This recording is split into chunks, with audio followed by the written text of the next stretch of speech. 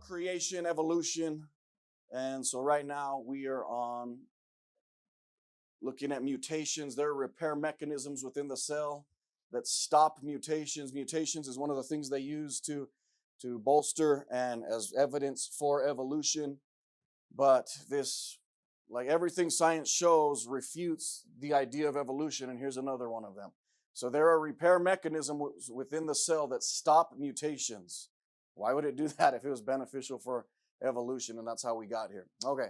Even if it could be proven that mutations are somehow beneficial to the creature, there are many mechanisms within the cell that thwart their occurrence and distribution. Biologists have identified more than 50 different types of repair enzymes. Lowell Coker, PhD in microbiology and biochemistry, said this: each cell continuously monitors and repairs its genetic material. This not only ensures faithful replication of the master blueprint of life, but also ensures stasis in its function in continuing generations. So it tries to keep it the same. That's what these repair, the cell has to repair its genetic material. It's to keep it or as close as they can to the original, to the master. Lowell Coker said this: these repair mechanisms work against the hypothesized mechanism of mutation as a principal means for operation in the theory of evolution. So they work against it, as he says, the hypothesized mechanism of mutation, as it's supposed to be a principal means of operation in the theory of evolution. So this is what they say. It's natural selection mixed with mutations are the principal means of evolution and how evolution took place. And yet these repair enzymes work against this hypothesized mechanism of mutation. So they're stopping it. The evidence then, the science says the opposite of what they're telling us. The science says that these repair mechanisms are stopping evolution, not encouraging it. Dr. James Shapiro, a biologist at the University of Chicago, said even simple bacteria have two layers of expert error monitoring and correction systems. It is a multi-layered proofreading system. And that's taken from Bacteria Small but Not Stupid. He went on to say the cell even has the ability to modify its repair system. They devote large resources to suppressing random genetic variation and have the capacity to adjust the activity of their repair system. So they're constantly monitoring it and modifying as they need to stop it from changing. So how could cells evolve by mutations when the DNA has complex processes to correct mutations? I mean, these are just things to think through. If this is the way it happens, then why do they have these complex processes to stop it from happening if that's how it took place? Did blind mutations evolve the ability to stop mutations? Then why would they do that? All right. All cells on the planet Earth are working very hard to prevent the very thing that supposedly created them. 4, fruit fly experiments disprove the mutation theory. This is excellent as we look at this. It's just kind of the obvious of what we've been looking at and what they use to try and prove evolution. So the fruit fly has been used in genetic experiments since the early 1900s. Evolutionists have tried to prove that mutations can change a creature into something else, right? That's essentially what evolution is, right? We would say the biblical terminology is from one kind to another kind, right? Okay, so here's what evolutionists tried to prove, that mutations can change a creature into something else, something completely different, okay? All right, since the fruit fly's life cycle is only a few days, scientists can experiment with many generations quickly. Millions of fruit flies have been bombarded with x-rays, poisoned, subjected to extreme heat and cold, etc. The experiments have produced fruit flies with no eyes, with white eyes, with short wings, large wings, spotted wings, no wings, twisted wings, legs growing out of its head, etc. The fruit fly experiments prove the following: mutations do not produce anything helpful. All right, so let's just stop and think that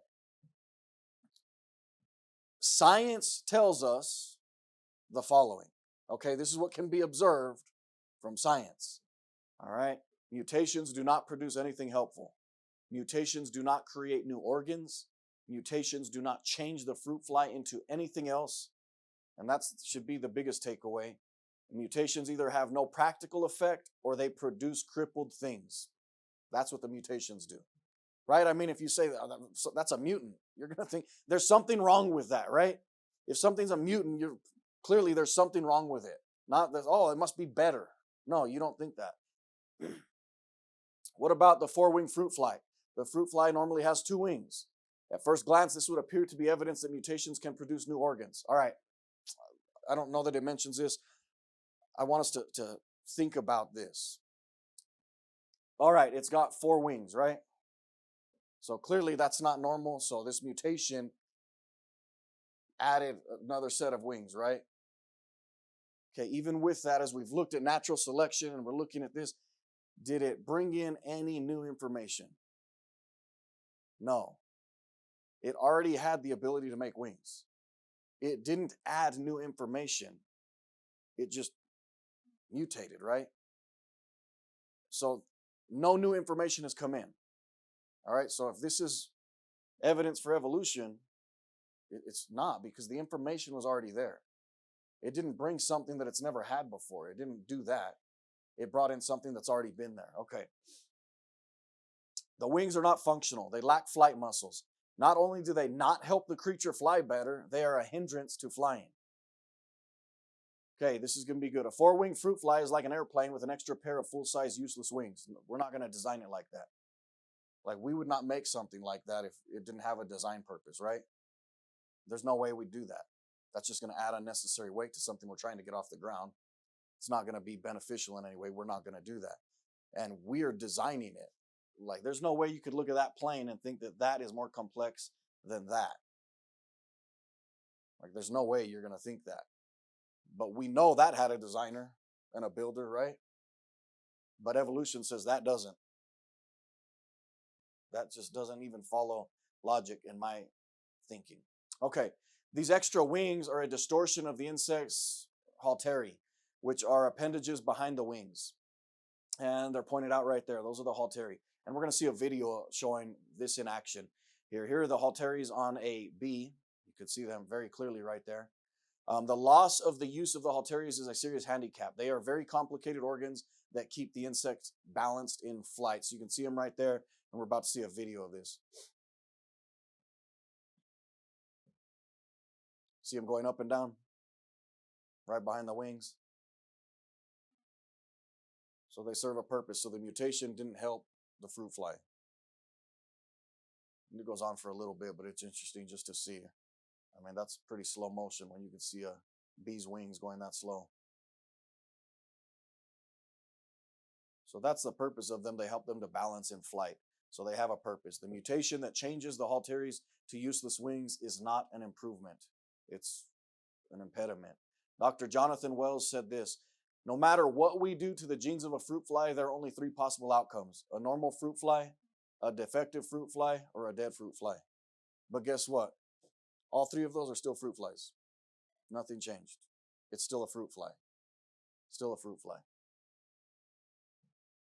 So just based on that, looking at fruit flies, the evidence points to the fact that evolution is false. That it's not true. They've tried to repeat it. They've tried to find ways. They're still looking for it all the time. They're constantly looking for a way to disprove, creation, to disprove the God of the Bible. Anything but the truth. Anything but where the evidence leads. And guess what? Everyone has a free will. Everyone gets to choose what they're going to believe. But some are going to do it contrary to what the evidence shows. So fruit fly experiments prove that the Bible is true. It says that God made everything to reproduce after its kind. It's repeated 10 times throughout the Bible. Every experiment from fruit flies to dog breeding to rose breeding proves the truth of the Bible. Luther Burbank is the most famous plant breeder in American history. He's called the Wizard of Horticulture. He developed more than 800 new strains and varieties of plants, including the Idaho potato. His work helped increase the yield of America's food crops dramatically in the early part of the 20th century, the 1900s, so that America was called the breadbasket of the world. Burbank observed that while there is a great room for variety within plant species, there are also clear boundaries. He says, there is a law of which I have not yet spoken that is useful to plant breeders, as well as being a limitation on them. It is called the law of reversion to the average. I know from experience that I can develop a plum 1/2 inch long or 2.5 inches long, with every possible length in between, but I am willing to admit that it is hopeless to try to get a plum the size of a small pea or one as big as a grapefruit. So he says there's limitations within it. There's variation. I mean, that's quite a variation, 1/2 inch to 2.5 inches. Big variation in size, but that's it. There's limitations to how far it'll go. It won't work outside of that. In short, there are limits to development possible, and these limits follow a law. It is the law that I have referred to above. There is undoubtedly a pull toward a mean, which keeps all living things within some more or less fixed limitation. A mean just means an average. Francis Hitching. The genetic code in each living thing has its own built-in limitations. Every series of breeding experiments that has ever taken place has established a finite limit to breeding possibilities. Genes are a strong influence for our conservatism and allow only modest change. So there's only a change within. That's as far as it can go. Number 5, mutations will eventually be discarded as an explanation of evolution. And it seems pretty apparent that's going to happen. You have more, evolutionists even coming against this and not necessarily using mutations as the means for evolution. But guess what? There's not going to be any big apology to the generations before that they used to indoctrinate into evolution, saying, hey, we were wrong about all of this. They're not going to do that. They're just going to keep going and say, oh, we kind of just, if it gets brought up, well, that wasn't right, but here's what we actually believe. That's what they're going to do. Many scientists have seen that mutations cannot explain the living creatures, and some of them are speaking out. If Jesus tarries, this Darwinian icon will disappear from the biology textbooks, just as many others have. Some scientists have been speaking out against evolution by mutations for a long time, but the chorus is growing. I.L. Cohen, mathematician, member of the New York Academy of Sciences, 1984, said this: micromutations do occur, but the theory that these alone can account for evolutionary change is either falsified or else it is an unfalsifiable, hence metaphysical theory. So he says there's some changes, but it's not anything that can account for evolutionary changes as they're trying to prove. So there's just micro mutations, like, we saw that cow with the fifth leg coming out of its shoulder, right? That's not a good mutation. And even the fact that it was a leg, they already had all the information for a leg. So there can be small changes, but nothing like what they use for evolution. I suppose that nobody will deny that it is a great misfortune if an entire branch of science becomes addicted to a false theory. So he's saying this: it's a great misfortune that this whole branch of science has become addicted to a false theory. But this is what happened in biology. That's exactly where we're at in biology. I believe that one day the Darwinian myth will be ranked the greatest deceit in the history of science. I do too. To propose and argue that mutations, even tandem with natural selection, are the root causes for 6 million viable, enormously complex species is to mock logic, deny the weight of evidence, and reject the fundamentalist of mathematical probability. Okay, so there's a whole lot in that statement right there. But it's to reject the fundamentalist of mathematical probability, because it's an impossibility. It literally is an impossibility. In the 1970s, Dr. Pierre-Paul Grasse, who held the chair of evolution at the Sorbonne in Paris for 20 years, called the hypothesis of evolution by mutation daydreaming. No matter how numerous they may be, mutations do not produce any kind of evolution. A single plant or a single animal would require thousands and thousands of lucky, appropriate events. Thus, miracles would become the rule. Events with infinitesimal probability could no longer fail to occur. There is no law against daydreaming, but science must not indulge in it. I mean, the odds of everything happening, and this to me is when they throw in millions and millions of years. This happened over such a huge amount of time. So, what do you think, right? You're like, well, I guess it's possible then. We weren't there. It's just such slow, gradual changes. And this is the argument they still make. If you ever listen to evolutionists get up and debate things and say things, they're like, well, it's so slow we can't see it. It's happening so slow that we can't see it. Well, why are there none of these transitional life forms that they've talked about? There's so much that goes into this. But anyway, when we look at all of this, all the evidence points against evolution. It all points against it. All the experiments they do point against evolution. They're coming with their hypothesis, and then they're making what they find fit into that, rather than looking at what they find and saying, where does that lead? And that's what they should be doing. That's honesty. Since the late 1990s, Dr. James Shapiro, professor of microbiology at the University of Chicago, has proposed a third way. All right, so this is kind of where it's kind of going now. Shapiro claims to have found genetic mechanisms of evolution beyond mutations, such as symbiogenesis, horizontal DNA transfer, lateral gene transfer, genome doubling, interspecific hybridization, and gene duplication. He calls these things natural genetic engineering. Now look, you could get this is a rabbit hole you can go into if you want to look at the intricacies of creation and evolution and study more into that. There's a whole lot in that stuff that probably most of us don't understand, but it is a rabbit hole you can go down and delve deep into this stuff if you'd like. Now, the Darwinian icon of evolution by mutation will disappear, but skeptics won't give up on evolution. They will find other ways to explain life without God. That's exactly what they're going to do. They will believe in space aliens, as Richard Dawkins does, or in something else. I don't know if any of you saw that interview of him when they kind of kept pressing him. Well, where did it all come from? Where did it come from? And he finally was like, well, space aliens. Like, look at the interview of him. It's out there. It's been, I probably saw it, I don't know, maybe like 8 to 10 years ago. I forget how long ago. But it's out there, and that's literally what he went to. He's like, there's a possibility that aliens came here and started this race, and he was serious. And I'm like, okay, see, anything but God. Anything but God. And even that leads me to ask the question, where did they come from? Where did they come from? All right, beware of Darwinist citation of genetic research. In spite of the powerful evidence against mutations being a mechanism of evolution, Darwinists seem to be fleeing to genetics as the final place to save evolution. For example, Richard Dawkins says that Richard Lenski's work with the E. coli virus has proven that mutations do add information to the genetic code. Because remember, we said they're not adding information, they're only selecting what's there, they can't bring in information. So Richard Dawkins says that this study proves that it's adding information to the genetic code. The reason for the flight to genetics is twofold. First, the traditional evidences for evolution, the peppered moth embryonic chart, have been effectively challenged in popular books such as Jonathan Wells' Icon of Evolution. That embryonic chart was false.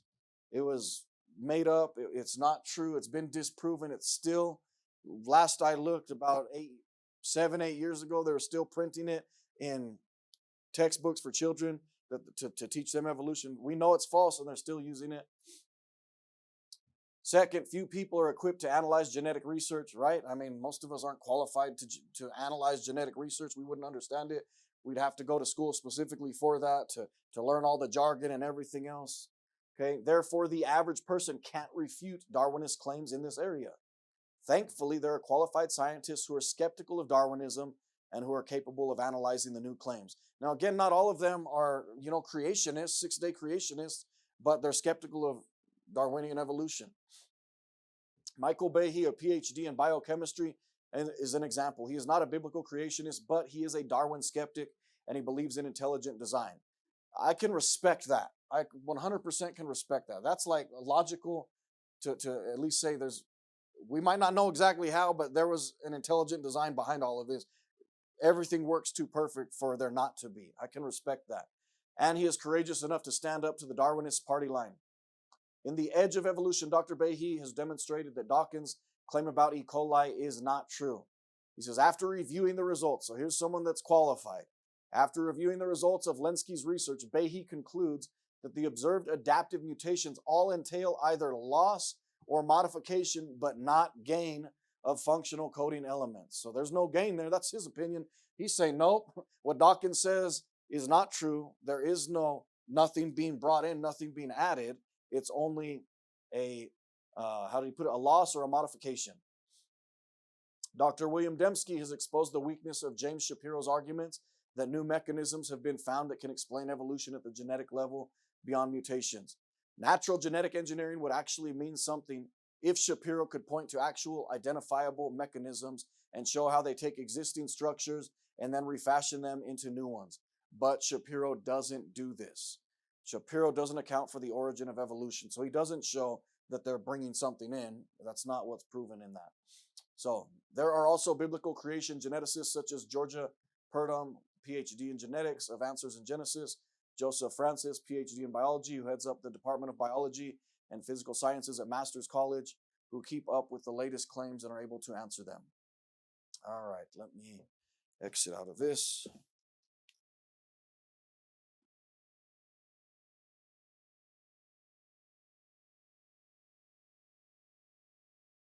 Let's see where we're at on time. Yep, I got some time. Okay, we'll jump into this next one. So now we're at mutations. We will go into vestigial organs. All right. Vestigial organs are supposed to be leftovers from man's evolutionary past that no longer have a purpose, right? We've all heard of these. You might not know that you've heard of them, but you have. You've heard of them, right? For example, the human coccyx, pronounced coccyx, called the tailbone, is supposed to be left over from when man was an ape and swung from trees. Charles Darwin used this myth as proof of his theory. In addition to the coccyx, he listed wisdom teeth, the appendix, and body hair. Robert Wadersheim, a Darwinist in Germany, enlarged the list to 180 in his book, The Structure of Man. He added the pineal gland, the pituitary gland, the tonsils, the thymus. See, we've all heard of these, right? Get your tonsils removed, all of that stuff. You don't need your appendix, all of that. We've heard of them. We just didn't know, but this is what they say. They're vestigial organs that we don't need. Wiedersheim said, man is a veritable walking museum of antiquities. He continues to inherit them, though he no longer has any use for them. So that's what he said. We're a museum of antiquities. Antiquities is things gone by we don't need anymore. They're just there and neat to look at. Wiedersheim's statements were used as evidence in the Scopes trial in Tennessee in 1925. So see, I mean, if you know the Scopes trial, the Scopes monkey trial, they call it, they actually lost, the evolutionary side actually lost, but it publicized it really big and you know, kind of helped to push evolution. But they used this false understanding of science at the time to push this. And it's not true. So when we look at science, like this was actual science back in the day. This was the trusted science. Okay? So my whole point in saying this is just be wary of when they say trust the science, right? Because the science isn't always right. Most of the time, more often than not, maybe not most of the time, it seems like, at least in my life, the majority of the time when they're saying trust the science, it's been wrong. But just be careful, be wary, because this was the science they used to prove evolution, and we know 100% now it's false. We know that, and we'll look at that. The concept was so popular as an evolutionary icon that Ernest Haeckel gave it the name dysteleology, or the science of rudimentary organs. Vestigial organs are still widely used as proof for evolution. Here's 2 9th grade textbooks in Nepal that use it as proof. Your wisdom teeth, muscles to move your ear. We'll look at that. I think it's pronounced nictitating membrane in your eye. Okay, vestigial organs do not prove evolution happened. They assume evolution happened. The idea of vestigial organs was based on ignorance. They have important functions. All right, 1, vestigial organs do not prove evolution happened. They assume it happened. Vestigial organs are used as evidence for evolution, but even if there are organs that have no known function, this does not prove that evolution happened. Like his other proofs, Darwin first assumed that evolution is true and then interpreted the evidence on this assumption. Apart from the assumption that evolution has happened, there is no evidence that organs such as the coccyx are leftovers. This is circular reasoning. It is not science. All right, if you'll look at, oh man, I just lost the name of it. Oh, what are they? I don't know why I can never remember this name. When they're trying to date the rock layer, it has a name, doesn't it? The geological column, thank you. I think Kiko's usually always the one that tells me what it is.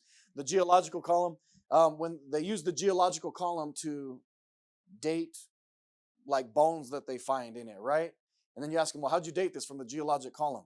Well, how'd you date the geologic column? Well, from the bones. This is literally what they do. It's circular reasoning. How do you know it's that old? I mean, like they have sent out for carbon dating. I forget the exact numbers on it, but they sent out some rocks from anybody like remember or learned about, Mount St. Helens explosion, right? It was like 1980, I think, is when that took place. Mount St. Helens exploded. So they took some of the rocks from that and they sent them off for carbon dating to test them to see how old they were. They didn't tell them. They just said, here's some samples. Can you test them? And the carbon dating came back like they were, whatever, 1 million years old or whatever. I forget the exact number. It might have been hundreds of thousands. I don't know, but definitely not, like 30 years old, right? Because that's how old they were, right? Didn't come out like that. So this is what they use. And these are the proofs that they use to say these things are this old, but it doesn't line up with the truth. So anyway, circular reasoning, it's not science. So number 2, the idea of vestigial organs was based on ignorance. As man's understanding of the human body has increased since the time of Darwin, we have learned that the so-called vestigial organs have important purposes.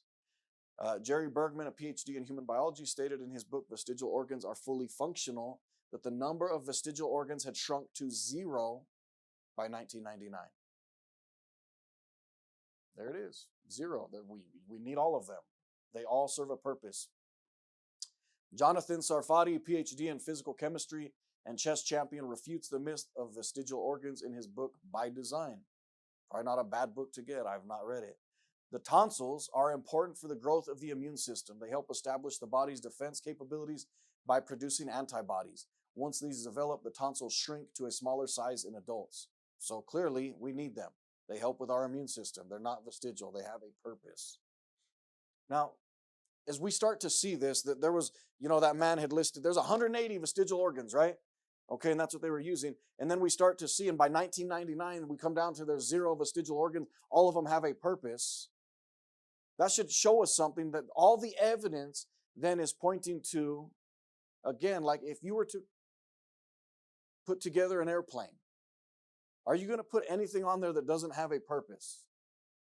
No, right? You're not going to do that. Everything you put into it is going to have a purpose. You're not going to design something that you're like, why'd you put that there? I don't know. It just looked weird. We thought we'd throw it in there. It looks neat.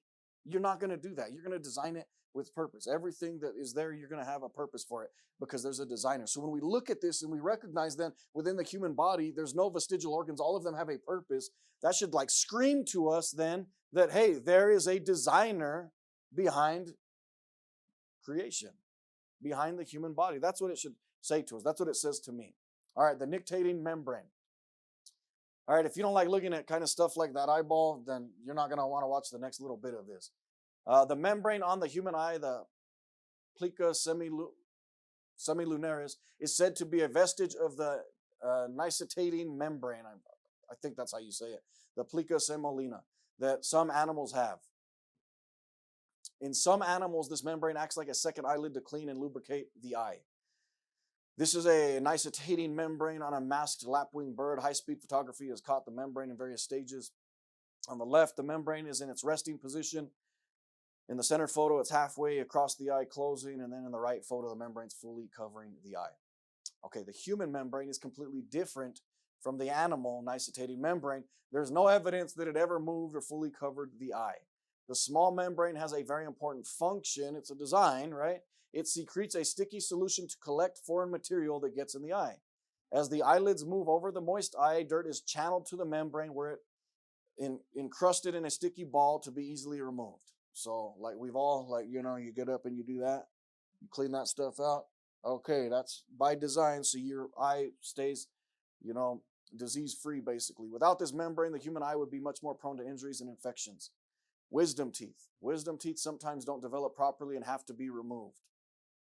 Wisdom teeth are the third molars. So your first molar, second molar, third molar. All right, sometimes they don't develop properly and have to be removed. So there it's growing into the other tooth, right?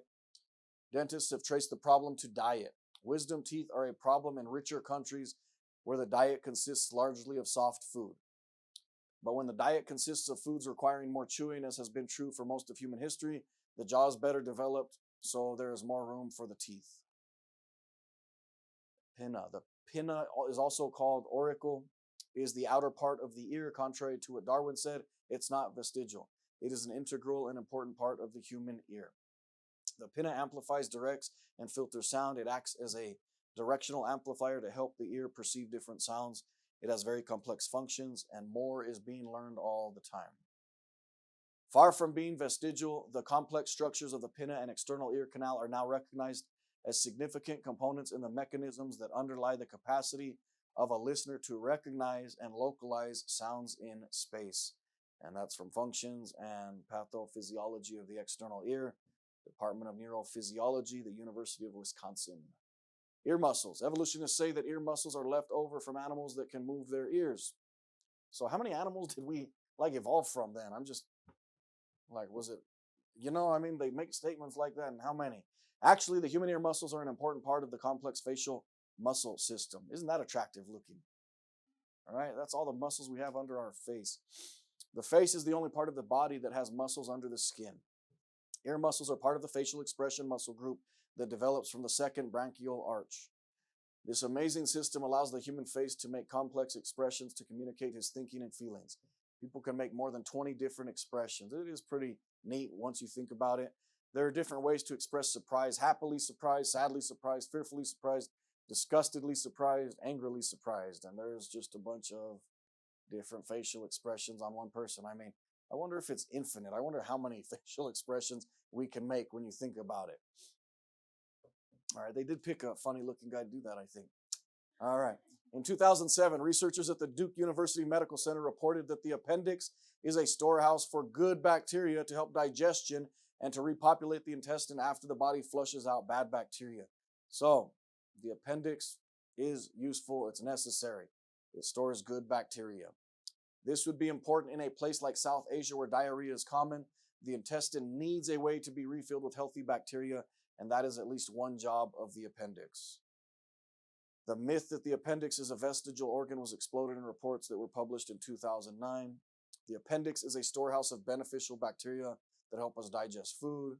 So National Geographic News, which is not a creationist magazine by any stretch of the imagination, reporting that. Studies have shown that when the appendix is removed, this was like, wow, when you read this, there's a much greater chance of getting leukemia, Hodgkin's disease, and cancer of the colon or ovaries when the appendix is removed. It's interesting. Ostrich wings. Let me see. I think I'm going to stop here. We'll stop here. We'll look at ostriches next week.